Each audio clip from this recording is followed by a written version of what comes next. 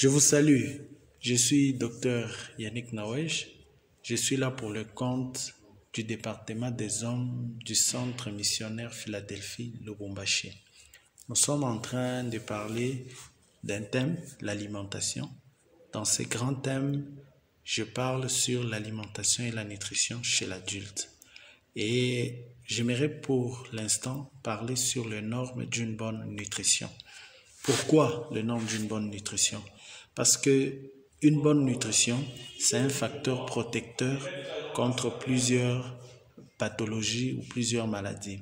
Aujourd'hui, le monde est confronté à plusieurs problèmes, à plusieurs maladies dites des civilisations qui endeuillent l'humanité, dans lesquelles on trouve le diabète, l'hypertension, le cholestérol, l'obésité, les cancers et j'en passe. Et ces pathologies sont essentiellement d'origine alimentaire. Et quand nous avons un respect en ce qui concerne une bonne nutrition, nous sommes en train de prévenir toutes ces maladies. Et quand nous ne respectons pas notre bonne nutrition, nous avons le risque et nous sommes prédisposés et nous sommes exposés à développer toutes ces maladies. Et dans les normes d'une bonne nutrition, nous disons qu'une bonne nutrition doit avoir une alimentation équilibrée et une alimentation saine ou diversifiée. Et nous, les nutritionnistes, ou dans la nutrition en général, les aliments sont groupés en trois. Le premier groupe sont les aliments de protection, le deuxième groupe, les aliments de construction, et le troisième groupe, les aliments énergétiques. Premièrement, les aliments de protection, comme le mot l'indique, ce sont des aliments qui ont pour rôle de protéger notre corps, d'assurer une bonne immunité, de renforcer les anticorps. Et ce sont ces aliments qui nous mettent en mesure de faire face à certains microbes, certaines bactéries, certains micro-organismes qui peuvent envahir notre organisme. Et ces aliments, ce sont des aliments essentiellement des légumes et des fruits.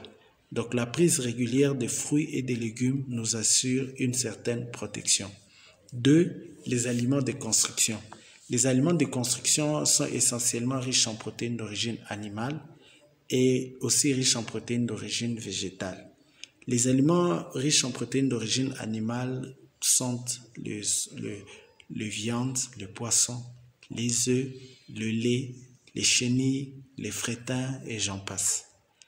Et les aliments riches en protéines d'origine végétale sont les soja, le haricot, les arachides, les petits pois.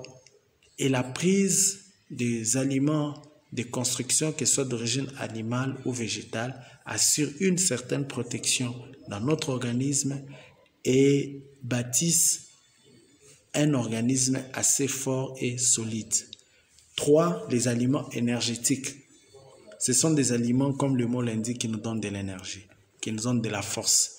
Si je vous parle tel que je suis en train de vous parler, c'est puisqu'en moi, il y a une certaine énergie, il y a une certaine force. Et cette force ou cette énergie proviennent des aliments riches en sucre et en huile. Voilà pourquoi, par moment, on peut être fatigué. Nous prenons une boisson sucrée. C'est un aliment qui nous booste, qui nous donne une énergie rapide pour tenir. Ainsi, une bonne nutrition doit d'abord comporter une alimentation équilibrée qui, dans la ration alimentaire journalière, dans ce qu'on peut manger au cours de la journée, nous pouvons trouver les 3 groupes d'aliments. Une bonne nutrition n'a pas seulement une alimentation équilibrée, a aussi une alimentation saine que nous appelons diversifiée. Les aliments aussi ne sont pas seulement classés en groupes, les aliments sont aussi classés en familles. Il existe 7 familles. 1. La famille des céréales, dans laquelle on trouve le riz, le maïs, le blé, d'où proviennent les froment. 2. La famille des tubercules, racines et féculents, on trouve la pomme de terre, les patates douces, les ignames, le manioc frais, la banane plantain. 3. La famille des viandes et poissons. 4. La famille des laits et produits laitiers. On trouve les laits et les dérivés de lait, entre autres le fromage, la crème. 5. l'œuf. L'œuf à lui-même, il constitue une famille. 6. Les légumes et fruits riches en vitamine A.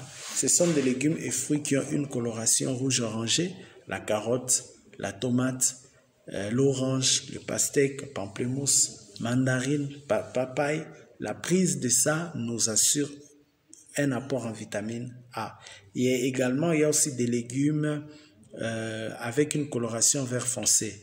Les feuilles de manioc, les feuilles de patate, les feuilles de courge peuvent assurer aussi un apport en vitamine A.